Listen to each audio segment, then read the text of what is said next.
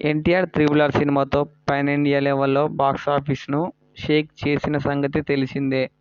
ఇక 'దేవర' సినిమాతో మరోసారి పాన్ ఇండియా లెవెల్లో తన సత్తా చాటేందుకు సిద్ధమవుతున్నాడు ఎన్టీఆర్.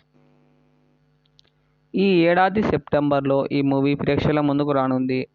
ఎన్టీఆర్, కొరటాల శివ కాంబినేషన్లో వస్తున్న ఈ సినిమా భారీ బడ్జెట్తో తెరకెక్కుతుంది.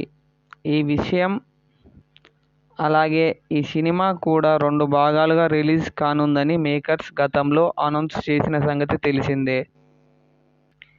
ఇప్పటికే ఈ సినిమా నుంచి రిలీజ్ అయిన పోస్టర్స్, టీజర్, సాంగ్స్ ప్రేక్షకులను భారీ లెవెల్లో ఆకట్టుకున్నాయి.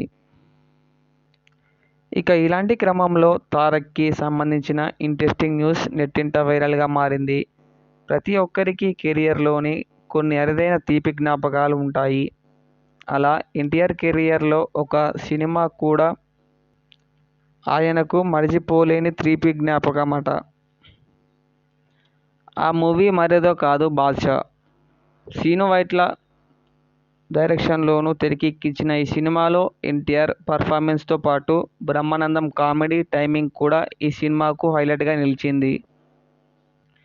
ఇక ఓ ఇంటర్వ్యూలో ఎన్టీఆర్ ఈ సినిమా గురించి వివరిస్తూ, నాకు ఈ సినిమా కోసం 3 హీరోలు సహాయం చేశారని, అది కూడా వారు ఏమీ ఆశించలేదంటూ చెప్పుకొచ్చాడు.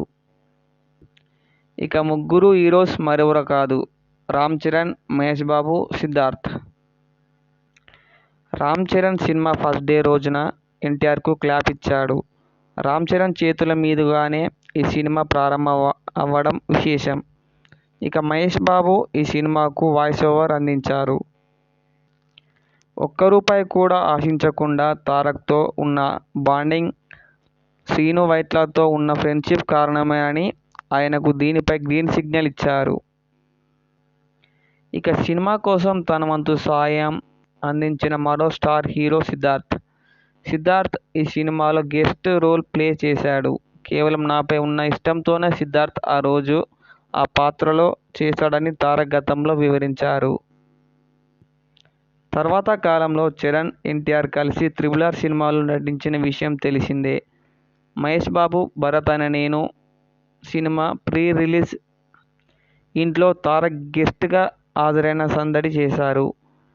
ఇక ఇండస్ట్రీలో ప్రతి హీరోకు ఇలాంటి హెల్తీ కాంపిటీషన్ ఉండటం మంచిదని తారక్ వివరించారు.